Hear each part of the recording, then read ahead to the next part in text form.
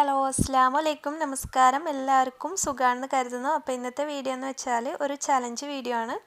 അതായത് എല്ലാവർക്കും അറിയായിരിക്കും സമീറത്തയെ സലു പ്ലസ് അതുപോലെ സലു കിച്ചൺ എന്ന യൂട്യൂബ് ചാനലുള്ള അപ്പോൾ അവരുടെ ചാനലിൽ ഒരു ചലഞ്ചിങ് വീഡിയോ അപ്ലോഡ് ചെയ്തിട്ടുണ്ടായിരുന്നു.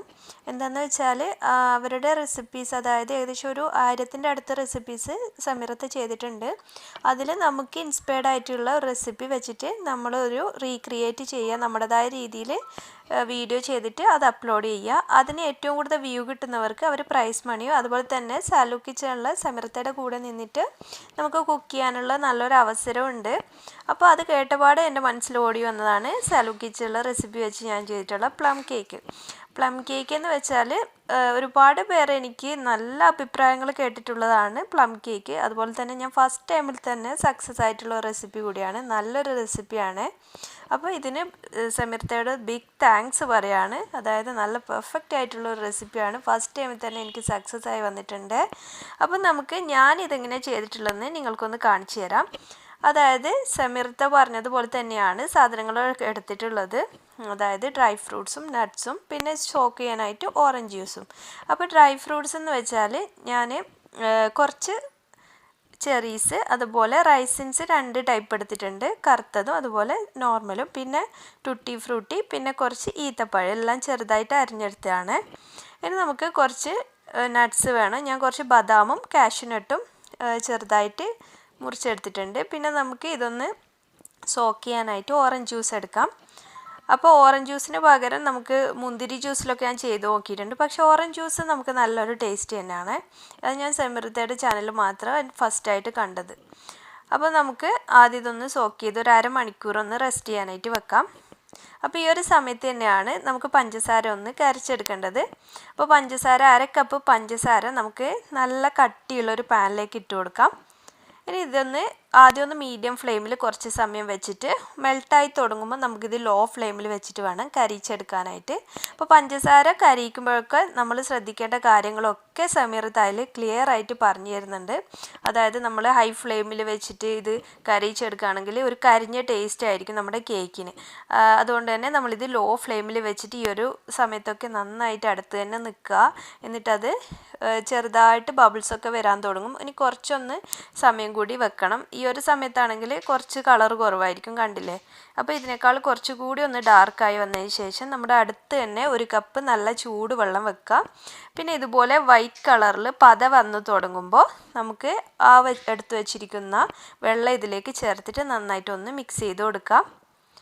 അതിനുശേഷം ഇത് നന്നായിട്ടൊന്ന് തിളപ്പിച്ച് ഇതൊന്ന് വറ്റി വരണം. ഏകദേശം ഒരു 1/2 കപ്പാവുന്നത് വരെ നമുക്കിതൊന്ന് വറ്റിച്ചെടുക്കാം. അപ്പോൾ ഇത് ഹൈ ഫ്ലെയിമിൽ വെച്ചിട്ടാണ് ഇപ്പോൾ വറ്റിച്ചെടുക്കുന്നത്. അപ്പോൾ വറ്റിച്ചെടുത്തതിന് ശേഷം തണുക്കാനായിട്ട് മാറ്റി വെക്കാം. ഇനി നമുക്ക് ഒരു 1/2 കപ്പ് പഞ്ചസാര ഒന്ന് പൊടിച്ചെടുക്കണം. ഞാനിവിടെ മധുരം അത്ര ഇഷ്ടമില്ലാത്തതുകൊണ്ട് ഒരു 1/4 കപ്പാണ് എടുത്തിട്ടുള്ളത്. പിന്നെ 2 ഏലക്ക, അതുപോലെ തന്നെ 2 ഗ്രാമ്പൂ, ഒരു ചെറിയ പീസ് പട്ട, ഇതെല്ലാം കൂടിയിട്ട് ഞാൻ പഞ്ചസാരയിലിട്ട് പൊടിച്ചെടുക്കുകയാണ്. അപ്പോൾ ഇതിൻ്റെയൊക്കെ പൗഡർ നിങ്ങളുടെ കയ്യിലുണ്ടെങ്കിൽ ഒരു 1/2 സ്പൂൺ വെച്ചിട്ട് പൗഡർ ചേർത്ത് കൊടുത്താൽ മതി. അപ്പോൾ ഞാൻ ഇതുപോലെ നന്നായിട്ടൊന്ന് പൊടിച്ചെടുക്കുകയാണ്. പട്ട ഇതുപോലെ ചെറിയ പീസാക്കുമ്പോൾ നമുക്ക് പെട്ടെന്ന് തന്നെ പൊടിഞ്ഞ് കിട്ടും. അപ്പോൾ ഇത് പൊടിച്ചെടുത്തതിന് ശേഷം നമുക്കിതിലേക്ക് ജാതിക്ക കൂടി ചേർത്ത് കൊടുക്കണം. അപ്പോൾ ഇത് നന്നായിട്ടൊന്ന് പൊടിച്ചെടുത്തിട്ടുണ്ട്. ഇനി നമുക്ക് ജാതിക്ക ഇതുപോലെ ഒരു ഗ്രേറ്റർ വെച്ചിട്ട് ഒന്നങ്ങ് ഗ്രേറ്റ് ചെയ്തിട്ട് ഇട്ട് കൊടുക്കാം. ഏകദേശം ഒരു 1/2 സ്പൂണൊക്കെ വേണ്ടി വരും, 1/2 ടീസ്പൂണാണ്. അപ്പോൾ ഒന്നുകൂടി നന്നായിട്ടൊന്ന് പൊടിച്ചെടുത്തിട്ട് മാറ്റി വെക്കാം. ഇനി ഇതൊരു സൈഡിലേക്ക് മാറ്റി വെക്കാം. ഇനി നമുക്ക് നല്ല ക്ലീൻ ആയിട്ടുള്ള 2 ബൗൾ വേണം. അതായത് ഒരു സ്റ്റീലിൻ്റെ ഈ ഒരു ബൗളിലേക്ക് ഞാൻ മുട്ടയുടെ വെള്ളയും മറ്റേ ബൗളിലേക്ക് മുട്ടയുടെ മഞ്ഞയും, അതായത് 3 മുട്ടയാണ് വേണ്ടത് ഈ ഒരു കേക്കിന്. അപ്പോൾ നമുക്ക് മുട്ടയുടെ മഞ്ഞയും വെള്ളയും സെപ്പറേറ്റ് ചെയ്തെടുക്കാം. അപ്പോൾ നമ്മുടെ കയ്യിലും അതുപോലെ മുട്ട നല്ല റൂം ടെമ്പറേച്ചറിലായിരിക്കുക, കയ്യിലൊന്നും ഒട്ടും വെള്ളം ഇല്ലാതിരിക്കുക. പിന്നെ നമ്മൾ എടുക്കുന്ന ബൗള്, ബീറ്ററിൻ്റെ ബ്ലേഡ്, ഇതൊക്കെ നല്ല ഡ്രൈ ആയിട്ടിരിക്കണേ. ഇനി ഇതൊക്കെ ആദ്യം ഒന്ന് ലോ സ്പീഡിലൊന്ന് ബീറ്റ് ചെയ്തതിന് ശേഷം പതയൊക്കെ വരുമ്പോൾ നമുക്ക് ഹൈ സ്പീഡിലൊന്ന് ബീറ്റ് ചെയ്തെടുക്കാം. ഇനി ഇതിലേക്ക് ഒരു 1/4 ടീസ്പൂണോളം ഉപ്പ് ചേർത്ത് കൊടുക്കാം. ഇനി ഇതൊന്ന് നന്നായിട്ടൊന്ന് പതപ്പിച്ചെടുക്കണം. അപ്പോൾ ഇതുപോലെ നന്നായിട്ടൊന്ന് പതപ്പിച്ചെടുത്തിട്ട് നമുക്കിതൊന്ന് മാറ്റി വെക്കണം. ഇതുപോലെ പതഞ്ഞ് വരുന്നില്ലെങ്കിൽ നിങ്ങളുടെ ഈ ഒരു മുട്ട വെള്ളയിൽ എങ്ങനെയെങ്കിലും വെള്ളത്തിൻ്റെ അംശമോ അല്ലെങ്കിൽ മുട്ടയുടെ മഞ്ഞയോ പെട്ടിട്ടുണ്ടാവും. അപ്പോൾ അത് ശ്രദ്ധിച്ചിട്ട് വേണം ചെയ്യാനായിട്ട്. അപ്പോൾ ഇതുപോലെ നന്നായിട്ടൊന്ന് പതിഞ്ഞ് വന്നാൽ നമുക്ക് ഈ ഒരു ബൗൾ അങ്ങോട്ട് മാറ്റി വെക്കാം. ഇനി നമുക്ക് നേരത്തെ മാറ്റി വെച്ചിരിക്കുന്ന മുട്ടയുടെ മഞ്ഞ ഒന്ന് ബീറ്റ് ചെയ്തെടുക്കണം. അപ്പോൾ മുട്ടയുടെ മഞ്ഞയിലേക്ക് ഞാൻ 1 സ്പൂണോളം വാനില എസൻസ് ചേർത്തിട്ടാണ് ബീറ്റ് ചെയ്യുന്നത്. അപ്പോൾ ഇത് നന്നായിട്ടൊന്ന് ബീറ്റ് ചെയ്തതിന് ശേഷം നമ്മൾ നേരത്തെ പൊടിച്ച് വെച്ചിരിക്കുന്ന പഞ്ചസാര അതുപോലെ ഏലക്ക, ഗ്രാമ്പു, പട്ടയൊക്കെ ഉണ്ടല്ലോ, അത് ഇതിലേക്ക് ചേർത്ത് കൊടുക്കണം. അത് കുറേശ്ശെയായിട്ട് ഇതിലേക്ക് ചേർത്തിട്ട് നന്നായിട്ടൊന്ന് ബീറ്റ് ചെയ്തെടുക്കുക. അപ്പോൾ ബീറ്റ് ചെയ്യുമ്പോൾ ശ്രദ്ധിക്കേണ്ടതെന്ന് വെച്ചാൽ നല്ല പോലെ ഇതിൻ്റെ കളറൊക്കെ മാറി വരുന്ന ടൈം വരെ നമ്മൾ ബീറ്റ് ചെയ്തെടുക്കണം. ജസ്റ്റ് ഒന്ന് ബീറ്റ് ചെയ്താൽ പോരാ, ഇതിൻ്റെ കളറ് മാറിയിട്ട് ഒരു ലൈറ്റ് ക്രീമി കളറായിട്ടും അതുപോലെ നല്ലൊരു ക്രീമി സ്ട്രക്ചറായിട്ടും വരും. അതുവരെ നമുക്ക് നന്നായിട്ടൊന്ന് ബീറ്റ് ചെയ്ത് കൊടുക്കാം. അപ്പോൾ നമ്മുടെ പോലെയുള്ള ചെറിയ യൂട്യൂബേഴ്സിന് ഇതുപോലുള്ളൊരു ഓപ്പർച്യൂണിറ്റി തന്നതിൽ ഞാൻ സമീറത്തോടും അതുപോലെ ഫാമിലിയോടും ബിഗ് താങ്ക്സ് പറയുകയാണ്. ഇനി നമുക്കിതിലേക്ക് എടുത്തു വെച്ചിരിക്കുന്ന 1/2 കപ്പ് ഓയിൽ, ഞാൻ സൺഫ്ലവർ ഓയിലാണ് ചേർക്കുന്നത്. സമീറത്തെ ഇതിൽ 3/4 കപ്പോളം ഓയിൽ ചേർത്തിട്ടാണ് കാണിച്ചിരുന്നത്. പക്ഷേ ഞാൻ അങ്ങനെ ചെയ്തപ്പോൾ എനിക്ക് കുറച്ച് ഓയിലിൻ്റെ ടേസ്റ്റ് കൂടുതലായിട്ട് തോന്നി. അതിനുശേഷം ഞാൻ എപ്പോഴും ചെയ്യുമ്പോൾ 1/2 കപ്പാണ് ചേർക്കാറ്. ഇനി നമ്മൾ നേരത്തെ കരിയിച്ച് വെച്ചിരിക്കുന്ന പഞ്ചസാര ഇപ്പോൾ 1/2 കപ്പ് ഉണ്ട്. അത് ഇതിലേക്ക് കുറേശ്ശെയായി ചേർത്തിട്ട് നമുക്ക് നന്നായിട്ടൊന്ന് ബീറ്റ് ചെയ്തെടുക്കാം. അപ്പോൾ നമ്മുടെ കേക്കിൻ്റെ കളറ് തീരുമാനിക്കുന്നത് ഈ ഒരു പഞ്ചസാര കരിച്ച, അതായത് കാരമലാണ്. അപ്പോൾ അത് നമ്മൾ ശ്രദ്ധിച്ച് തന്നെ ആ ഒരു സ്റ്റെപ്പ് ചെയ്യുക. ഇനി അടുത്തതായിട്ട് നമുക്ക് ഓറഞ്ചിൻ്റെ തൊലി ഒന്ന് ഇതിലേക്ക് ഗ്രേറ്റ് ചെയ്ത് ഇട്ട് കൊടുക്കണം. അപ്പോൾ തൊലി ചിരണ്ടി എടുക്കുമ്പോൾ ഉള്ളിലത്തെ വൈറ്റ് പാർട്ട് പെടാതെ ഇരിക്കുക. മുകളിലത്തെ ആ ഒരു ഓറഞ്ച് കളറുള്ള തൊലി മാത്രം നമ്മൾ ഇട്ട് കൊടുത്താൽ മതി. ഈ ഒരു ഉള്ളിലത്തെ വൈറ്റ് പെടാൻ പാടില്ലേ. അപ്പോൾ നമുക്ക് ഏകദേശം ഒരു 1/2 സ്പൂണോളം ഓറഞ്ചിൻ്റെ തൊലി കൂടി ഇട്ടതിന് ശേഷം ഒന്നുകൂടി അങ്ങ് ബീറ്റ് ചെയ്തെടുക്കാം. ഇനി നമുക്ക് ബീറ്ററിൻ്റെ ആവശ്യമില്ല. ഇനി നമ്മളൊരു വിസ്കോ അല്ലെങ്കിൽ ഫോർക്കോ അങ്ങനെയെങ്കിലും വെച്ചിട്ട് ഒന്ന് ജസ്റ്റ് മിക്സ് ചെയ്തെടുക്കുകയാണ് വേണ്ടത്. അപ്പോൾ നമുക്ക് ഈ ഒരു ബൗളിൻ്റെ മുകളിലേക്ക് ഒരു അരിപ്പ് വെച്ച് കൊടുക്കാം. എന്നിട്ട് ഡ്രൈ ഇൻഗ്രീഡിയൻസ് ഇതിൽ ചേർക്കാം. അതായത് 1/2 കപ്പ് മൈദ, എൻ്റെ കയ്യിൽ 250 ml മെഷറിംഗ് കപ്പാണ്. അതിൽ 1/2 കപ്പ് മൈദയും 1 ടീസ്പൂൺ ബേക്കിംഗ് പൗഡറും അതുപോലെ തന്നെ ഒരു 1/2 സ്പൂണോളം ബേക്കിംഗ് സോഡയും, ഇത് 3ഉം ചേർത്തിട്ട് നന്നായിട്ടൊന്ന് അരിച്ചെടുക്കാം. ഉപ്പ് നമ്മൾ നേരത്തെ എഗ് വൈറ്റിൽ ചേർത്തുകൊണ്ട് ചേർക്കേണ്ടതില്ല. അപ്പോൾ ഇത് നന്നായിട്ടൊന്ന് അരിച്ചിട്ട് നമുക്ക് ഏകദേശം ഒരു പകുതി ഞാനിതിലേക്ക് ഇപ്പോൾ ഒന്ന് മിക്സ് ചെയ്തതിന് ശേഷമാണ് ബാക്കി പകുതി ഇട്ടിട്ട് മിക്സ് ചെയ്യുന്നത്. അപ്പോൾ നമുക്ക് കട്ടകളൊന്നും കൂടാതെ പെട്ടെന്ന് തന്നെ മിക്സായി കിട്ടാനാണ് അങ്ങനെ ചെയ്യുന്നത്. അപ്പോൾ ഞാൻ പകുതി ഒന്ന് അരിച്ചെടുത്തിട്ടുണ്ട്. ഇനി ഇതൊന്ന് മിക്സ് ചെയ്തതിന് ശേഷം ബാക്കി പകുതി കൂടി അരിച്ചെടുത്തിട്ട് മിക്സ് ചെയ്തെടുക്കാം. അപ്പോൾ ഓവർ മിക്സ് ആക്കാതെ ഇതുപോലെ ഒന്ന് ഒരേ ഡയറക്ഷനിലായിട്ട് ഒന്ന് മിക്സ് ചെയ്തെടുക്കാം. അപ്പോൾ അതിൻ്റെ ഇടയ്ക്ക് പറയുകയാണ്, എനിക്ക് സമീറത്തെ കാണുന്ന ഒരുപാട് ആഗ്രഹം ഉണ്ടായിരുന്നു.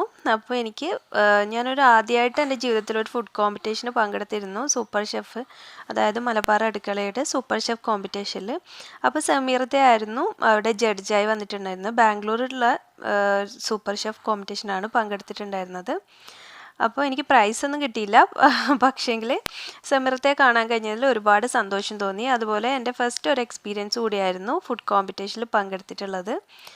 അപ്പോൾ നമ്മൾ മുഴുവനായിട്ട് ഞാൻ മൈദ ഇതിലേക്ക് ചേർത്തിട്ട് നമ്മുടെ ബാറ്റർ തയ്യാറായി. ഇനി നമ്മൾ നേരത്തെ സോക്ക് ചെയ്തിരുന്ന ഡ്രൈ ഫ്രൂട്ട്സും അതുപോലെ നട്ട്സും നമുക്കിതിലേക്ക് ചേർത്ത് കൊടുക്കാം. അത് ഞാൻ നട്ട്സ് ചേർത്തു. ഇനി ഡ്രൈ ഫ്രൂട്ട്സ് ഈ ഒരു ഓറഞ്ച് ജ്യൂസിൽ നിന്ന് ജസ്റ്റ് ഒന്ന് പിഴിഞ്ഞെടുത്തതിന് ശേഷമാണ് ചേർത്ത് കൊടുക്കുന്നത്. അപ്പോൾ നമുക്ക് ഇഷ്ടമുള്ളത്ര ഡ്രൈ ഫ്രൂട്ട്സും നട്ട്സും ഇതിൽ ചേർത്താൽ നല്ല ടേസ്റ്റ് തന്നെ ആയിരിക്കും. നമ്മുടെ പ്ലം കേക്കിന് ഡ്രൈ ഫ്രൂട്ട്സും നട്ട്സും ഒരുപാട് ചേർത്താലും നല്ലൊരു ടേസ്റ്റാണ് കഴിക്കാനായിട്ട്. അപ്പോൾ ഇത് നന്നായിട്ടൊന്ന് മിക്സ് ചെയ്തെടുക്കുക.